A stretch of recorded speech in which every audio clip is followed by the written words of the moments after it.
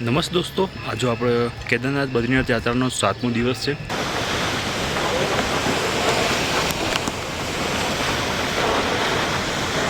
કાલે સાંજના ટાઈમે આપણે બદ્રીનાથના દર્શન કરી ચૂક્યા હતા અને સાંજના ટાઈમે લાઇટિંગને બધું બહુ ખૂબસૂરત હતું, તો રાતે કરશો વધારે મજા આવશે. અને મોર્નિંગમાં પણ તમે બીજા દિવસે કરી શકો છો, પરંતુ અત્યારે મોર્નિંગમાં અમે માનાગાંવ માટે નીકળી રહ્યા છીએ અને માનાગાંવ ગામને જઈને દર્શન કરું સરસ્વતી નદીના એના, અને પછી રિટર્નમાં આવીને આપણે પાછા ફરીથી બદ્રીનાથના દર્શન કરવાના છીએ. નમસ્તે દોસ્તો, આજે આપણે વિઝિટ કરી રહ્યા છીએ ભારતના પ્રથમ ગામ માનાગાંવની. આ તમે વ્યૂ જોઈ રહ્યા છો બદ્રીનાથનો, અને બદ્રીનાથમાં તમે જુલાઈ ઓગસ્ટમાં ટાઈમે આવી રહ્યા છો તો તમને આવો વ્યૂ જોવા મળશે. તો માનાગાંવ આવવા માટે તમને ન્યૂ બસ સ્ટેન્ડ છે બદ્રીનાથનું, ત્યાંથી તમને લોકલ ટેક્સીઓ મળી રહેતી હોય છે, જે માત્ર પર પર્સન 50 રૂપિયામાં તમે માનાગાંવ સુધી પહોંચાડતી હોય છે. દોસ્તો, આ છે ન્યૂ બસ સ્ટેન્ડ કરીને છે, ત્યાંથી તમને ટેક્સીઓને બધું મળતું હોય છે. વોકિંગ ડિસ્ટન્સ છે, જે મેઇન બસ સ્ટેન્ડથી ચાલીને તમે અહીંયા સુધી પહોંચી શકો છો. આ તમે વ્યૂ જોઈ રહ્યા છો બદ્રીનાથથી માત્ર 3 કિલોમીટરના અંતરે આવેલું છે, અને તમે માત્ર 5 થી 10 મિનિટમાં તમે માનાગાંવ સુધી પહોંચતા હો છો. તમને આ જગ્યાએ ઉતારતા હોય અહીંયા ટેક્સી સ્ટેન્ડ છે, રિટર્નમાં પણ તમને અહીંથી ટેક્સીઓ મળી જતી હોય રિટર્ન માટે. આ તમે ગેટ જોઈ રહ્યા છો માનાગાંવનો, અહીંથી આપણે અહીંયા અંદર એન્ટ્રી કરવાની હોય છે. દોસ્તો, તમે આ વ્યૂ જોઈ રહ્યા છો, જે આ માનાગાંવની અંદરનો વ્યૂ છે. અંદર તમારે સીડીઓ ચડવાની ઉતરવાની હોય છે, જે પહાડો ઉપર જ બનેલું હોય છે. તમે પ્લેસ જોયા છો, આટલા પ્લેસ તમારે માનાગાંવની અંદર ફરવાના હોય છે.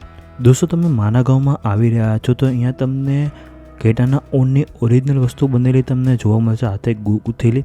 તો તમે માનાગાંવની અંદર આવી રહ્યા છો તો તે ઓરિજિનલ વસ્તુ તમારે લેવી હોય તો અહીંથી પરચેસ કરી શકતા હો છો. અને ઘણા કોઈ સ્વેટરને એવું ગૂંથતા પણ તમને અહીંયા જોવા મળતા હોય છે. દોસ્તો, તમે આ ગેટ જોયા, ગેટથી તમારે ગણેશજીની ગુફા તરફ જવાનો રસ્તો તમે જોવા મળતો હોય છે. આ ગેટ તમે જોઈ રહ્યા છો, ગણેશજીની ગુફાનો ગેટ છે. અંદર વિડીયોગ્રાફીની બોલાવ નથી, એટલે અંદરથી તમને બતાવી શકતા નથી. તમને બહારથી તમને દર્શન કરાવી દઈએ. અંદર તમને ગણેશજીના દર્શન થઈ જવાના, એમની મૂર્તિ આવેલી છે. પિમ્પુલ સરસ્વતી નદી કંઈક આ બાજુ છે. અહીંયા એક રસ્તો છે જે શ્રી વ્યાસ ગુફા તરફ જઈ રહ્યો છે. જે ગણેશજીની ગુફા તમે નીચેથી ઉપર આવી રહ્યા છો, નીચે નીચે આવશે, અને વ્યાસજીની ગુફા તમે ઉપર નીચે જોઈ રહ્યા છો. તો આ છે વ્યાસજીની. દોસ્તો, તમે આ ગેટ જોયો છે વ્યાસજીની ગુફાનો. અંદરથી પણ વિડીયોગ્રાફીની ઓલાવ નથી. પાછળ વ્યાસજીની ગુફા હતી, જ્યાં વ્યાસજીએ બધા જ ગ્રંથોને બધું લખ્યું હતું. જ્યારે મહાભારત લખવામાં આવ્યું ત્યારે ટાઈમ ઓછો હતો, ત્યારે ગણેશજી બોલાવવામાં આવ્યો, અને ગણેશજી નીચેની સાઈડ હતા અને ઉપરની સાઈડ વ્યાસજી હતા. એમણે આખી કથા સંભળાઈ અને ગણેશજીએ બંને હાથેથી કથા લખી હતી. આવી કંઈક સ્ટોરી છે આની, વ્યાસજી અને ગણેશ ગુફાની. માનાગાંવથી તમે આ વ્યૂ જોઈ રહ્યા છો, કંઈક તમને આવો વ્યૂ જોવા મળતો છે. સામેની સાઈડ તમે જોઈ રહ્યા સરસ્વતી નદી અને સ્વર્ગારોહણ રસ્તો આવેલો છે. આ ગામડાનો રસ્તો જો તમે કેવો છે. આ માનાગાંવની અંદર થઈને આપણે ફરતા હોઈએ છીએ, એનો રસ્તો છે. અહીંથી આમ થઈને ઓલાપણે થઈને આમ જવાનો રસ્તો તમે જોઈ રહ્યા છો. દોસ્તો, અહીંયા તમને સરસ્વતી નદીનું ઉદ્ગમ સ્થાન જોવા મળતું હોય છે. તે ઉપરાંત અહીંયા ભીમપુલ આવેલો છે અને સરસ્વતી માતાનું મંદિર તમને જોવા મળતું હોય છે. આ તમે જોયો, આ રસ્તો અહીંયા ભીમપુલ બનાવવામાં આવ્યો છે. ભીમ દ્વારા અહીંયા પથ્થર મૂકવામાં આવ્યો છે અને પછી આ સ્વર્ગારોહણનો રસ્તો બન્યો હતો એવું કહેવામાં આવતું હોય છે. એટલે આ પુલનું નામ ભીમપુલ પડવામાં આવ્યું હતું. તો મારી પાછળ જોઈ રહ્યા છો, જે છે સરસ્વતી નદી. દોસ્તો, તમને આ માનાગાંવમાં સરસ્વતી નદીના દર્શન થતા હોય છે. અહીંથી નીકળતી હોય છે અને થોડોક આગળ જઈને અલકનંદા નદી જોડે સમાવિત થઈ જતી હોય છે. તમને અહીંયા દર્શન થઈ જતા હોય છે સરસ્વતી નદીના. તો બહુ ખૂબસૂરત બી તમને અહીંયા જોવા મળતો હોય છે. અહીંયા તમને સરસ્વતી માતાના મંદિરના પણ દર્શન થઈ જતા હોય છે.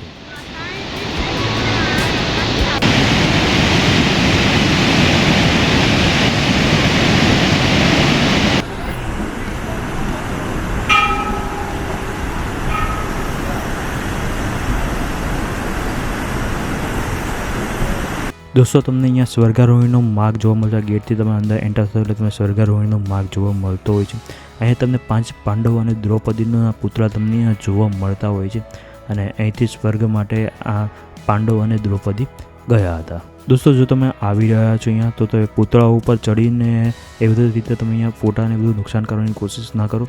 શાંતિથી બાજુમાં ભરીને ફોટાને રાખીને બધું કરો તો વધારે સારું રહેશે. તમને અહીંયા મા ત્રિપુલાવાળી સુંદરીનું મંદિર પણ જોવા મળતું હોય છે. તમે સામે જોઈ રહ્યા છો તે મંદિર અહીંયા આવેલું છે, તેના દર્શન કરવા તમે જઈ શકો છો. ત્યાંથી વ્યૂ પણ તમને બહુ ખૂબસૂરત જોવા મળતા હોય છે. દોસ્તો, હું અત્યારે ઊભો છું ભારતના પ્રથમ ગામ માના ગામ ઉપર. પાછળ તમે જોઈ રહ્યા છો પ્રથમ દુકાન ભારતની તમને જોવા મળવાની છે.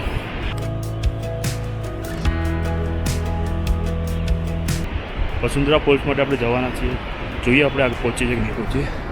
ટ્રાય કરશું પહોંચવાનું. અહીંથી આગળ રસ્તો, બાકી અહીંથી કંઈક તમને આવો વ્યૂ જોવા મળતો હોય છે. અને આગળ જવા માટે વસુંધરા ફોલ માટે જવું હોય તો અહીંથી આગળ જવાનું છે.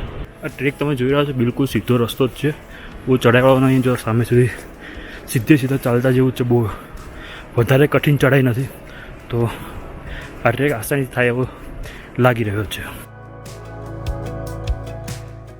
આ ટ્રેકમાં તમને બહુ ખૂબસૂરત વ્યૂઝ પણ જોવા મળતા રહેવાના છે. અહીંયા પર તમને કેટલાક વ્યૂ પોઈન્ટ પણ જોવા મળી જશે. દોસ્તો, તમને નદીનો આવો ખૂબસૂરત વ્યૂ તમને જોવા મળતો હોય છે. બે બાજુ પહાડો હોય છે, વચ્ચે નદી વહેતી તમને જોવા મળે છે.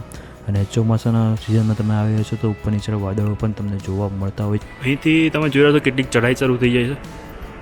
આ બાજુ ઉપર લોકો તમને જોવા મળતા હશે. તો એ બાજુ હજી આપણે જવાનું છે. દોસ્તો, વસુંધરા માટે આપણે ઓલમોસ્ટ 10:30 આજુબાજુ ટ્રેકિંગ ચાલુ કરી દીધું છે. જોઈએ આપણે કેટલા વાગ્યા સુધી ત્યાં પહોંચશું. રસ્તો બહુ સારો છે, સીધો છે, બહુ વધારે સીધી ચઢાઈ નથી, નોર્મલ ચઢાઈ તમને જોવા મળતી હોય છે. આગળની ચઢાઈ તમે જોઈ રહ્યા છો તો આટલું કંઈક થોડુંક ચડવું પડશે તમારે ઉપર સુધી જવા માટે. અહીંયાનો તમે વ્યૂ જોઈ રહ્યા છો, બહુ ખૂબસૂરત વ્યૂ તમને આવો જોવા મળતો હોય છે. અને આ ટ્રેક કંઈક 4.5 કિલોમીટર આસપાસનો હોય છે. જસ્ટ ટ્રેક તમે જોઈ રહ્યા છો જી ઓલા પાસેથી છેક ઓલી બાજુમાંથી જઈ રહ્યો છે. તો લોંગ ચાલવાનું છે હજી આપણે. દોસ્તો, તમારે ટ્રેક કરી રહ્યો તો એટલું ખાસ ધ્યાન રાખજો કે માના ગામથી પાણીની બોટલ કે એવું કંઈક લઈ લેજો, કારણ કે ઉપર તમને કંઈ પાણી મળવાનું નથી. થકાન લાગશે, પાણીની જરૂરથી પડશે.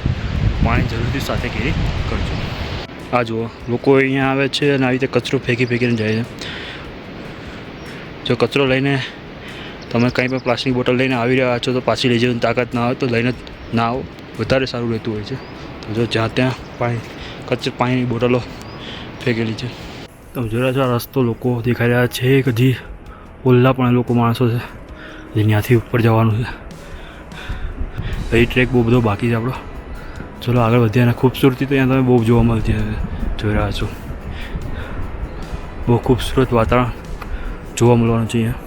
એ જોઈ રહ્યા પૂરા ઝીકઝેક વાળું ટ્રેક છે. સામેથી આગળ જવાનું છે.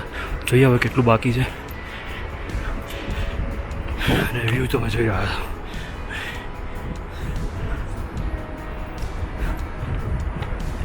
આખા વાદળો જઈ ગયા છે.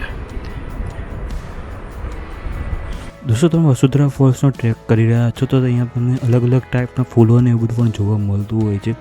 અમે જ્યારે ગયા ત્યારે હજી શરૂઆત હતી સિઝનની, તો તમને બહુ બધા ફૂલો ને બધું આવતું જોવા મળે છે. આ તમે બધા છોડ જોઈ રહ્યા છો બધા. એમાં ટૂંક સમયમાં ફૂલો આવવાની તૈયારી છે. અને ફૂલો આવ્યા પછી બહુ ખૂબસૂરત આ જગ્યા લાગવાની છે. આ તો બીજા તો આવી ગયા એના. આ રસ્તો છે છેલ્લે છે. હજી ઓલા લોકો ચડી રહ્યા છે. ત્યાંથી પણ હજી આગળ જવાનું છે. અહીંથી આઈ થિંક 1.5 કિલોમીટર જેટલું છે. હજી સામે એક દુકાન જોઈ રહ્યો છે ત્યાંથી. અહીંયા ઉપર એક દુકાન છે જ્યાં તમને પાણીની બોટલ મળી રહેશે. બહુ ઉપર આવશો પછી મળશે. તો તેનું ખાસ ધ્યાન બીજે કે પાણીની બોટલની વ્યવસ્થા નથી. ના પાણીના વોટરફોલ એવું કંઈ જોવા મળશે જેમાંથી તમે પાણી ભરી શકો. તો પાણી સાથે કેરી કરજો, તે વધારે સારું રહેશે. જે અમને એક શોપ જોવા મળી ત્યાંથી થોડાક જ આગળ આવશો ત્યાં તમને અહીંયા એક ઝરણું જોવા મળી જતું હોય છે. ત્યાં તમને શુદ્ધ પાણી અને ઠંડુ પાણી તમને આવતું જોવા મળતું હોય છે. અને અહીંયા અમને એક ભાઈ જોવા મળ્યા હતા જે તમે હાથમાં જોયા છો કોથળી છે અને કચરો ભરીને આગળ વધતા તમને જોવા મળતા હોય છે. તો તમે આ ટ્રેકમાં આવો છો તો કચરો ભરીને ના જાઓ, પરંતુ કચરો ફેલાવવાનું ના કરો, તે વધારે સારું રહેશે. દોસ્તો, તમને અહીંયા સુધી મારો વિડીયો જોયો છે તો આ ભાઈ માટે એક મારા વિડીયો નીચે કમેન્ટ કરવાનું ના ભૂલતા. અત્યારે પણ આજુબાજુ ખડી ચડાઈ છે જે અહીંયા સુધી ઉપર જવાનું છે આપણે. આ રસ્તો જોયો છો, રસ્તાની બિલકુલ બાજુમાં જો ત્યાં પડશો સીધા નીચે જશો તો આ રસ્તા પર જઈ રહ્યા છો તો થોડુંક ધ્યાન રાખીને આગળ વધતા રહીજો.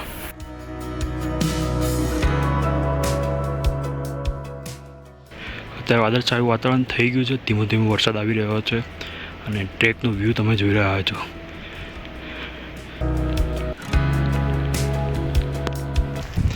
દોસ્તો, શરૂમાં કીધું હતું કે આ ટ્રેક બહુ ઇઝી છે, સીધું ચડવાનું છે, પરંતુ જેમ જેમ આગળ વધતા જઈએ છીએ તેમ ટ્રેક થોડોક ટફ થતો જાય છે. પાણીની દુકાન પણ એક જ આવી અને ઝરણું પણ એક જ આવ્યું હતું વચ્ચે, તે બહેન પાસમાં જતું અને આગળ હવે જોઈએ કંઈ મળે કે નહીં મળે. તો પાણી તો સ્કેરી કરજો અને થોડોક તો ટફ છે આ ટ્રેક. દોસ્તો, મોન્સૂન સિઝનમાં તમે આવી રહ્યા છો તો એ વાતનું ખાસ ધ્યાન રાખજો કે રેનકોટ લઈને આવજો, કારણ કે ગમે ત્યારે વરસાદ આવી રહ્યો છે, જઈ રહ્યો છે અને ઠંડુ પાણી લાગશે તમને, તમે ઠરી જશો અને ચીજ પોતા પણ તમને વાર લાગશે. તો રેનકોટ લઈને આવશો તો વધારે સારું રહેશે. આ ટ્રેક ઉપર તમને ક્યાંય પણ નેટવર્ક જોવા નહીં મળે, તો એ વસ્તુ પણ ધ્યાન રાખજો કે અહીંયા તમને નેટવર્ક નથી મળવાનું ઉપર સુધી, વોટરફોલ સુધી. દોસ્તો, તમે આ મંદિર જોઈ રહ્યા છો, પરંતુ ત્યાં આમાં કોઈ મૂર્તિ નથી, પરંતુ આનાથી થોડાક જ આગળ જાઓ છો ત્યાં તમને વોટરફોલ જોવા મળી જતો હોય છે. તો તમે આ મંદિર જોઈ રહ્યા છો એનો મતલબ કે તમે પહોંચવા આવી ગયા છો. દોસ્તો, અત્યારે કંઈક 1 વાગ્યા છે અને આપણે પહોંચી ચૂક્યા વસુધારા. વરસાદ ચાલુ છે, વોટરફોલ ચાલુ છે, પરંતુ એની નજીક નથી જઈ રહ્યા કારણ કે ઉપરથી પથ્થર ને એવું પણ પડી શકે છે. તો દૂરથી આપણે નજારો જોઈએ, દર્શન કરીને અહીંથી રિટર્ન થવાના છીએ. આ તમે જોયા છો વસુધારા ફોલ્સ. અત્યારે દેખાય નહીં એવો સ્પોટ કારણ કે વાતાવરણ બહુ જ ખરાબ છે. અહીંયાના વ્યૂ બતાવી દઈએ કંઈક તમને આવો જોવા મળશે. વરસાદ ચાલુ છે, વાદળછાયું વાતાવરણ છે, કશું જ દેખાતું નથી આપણે વધારે નજીકનું. અને આ વોટરફોલ તમે જોઈ રહ્યા છો, જે દેખાઈ નથી રહ્યો પરંતુ અવાજનો અનુભવ કરી શકતો તમે અને થોડુંક પિક્ચર પણ આવતું હશે.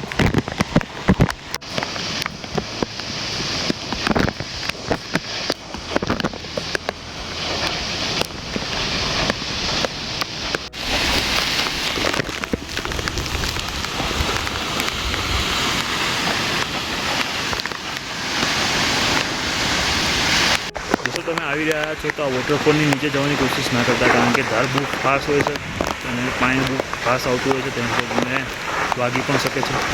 તો ખાસ ધ્યાન રાખજો, ઉપર છે ધારની નીચે જવાની કોશિશ ના કરતા, કારણ કે વરસાદનું વાતાવરણ છે, બહુ ફાસ્ટ પાણી આવી રહ્યું છે જેના લીધે.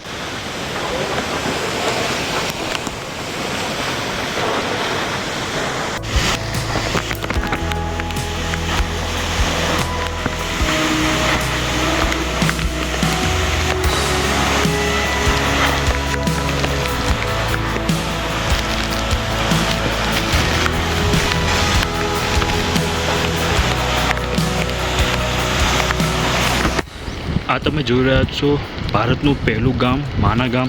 કંઈક તમને આવું જોવા મળશે. ઉપર વાદળો છે, પહાડો ઉપર ઘર બનેલા છે અને નીચેથી નદી વહી રહી છે. ખૂબસૂરત આ વ્યૂ તમને અહીંયા જોવા મળતો હોય છે.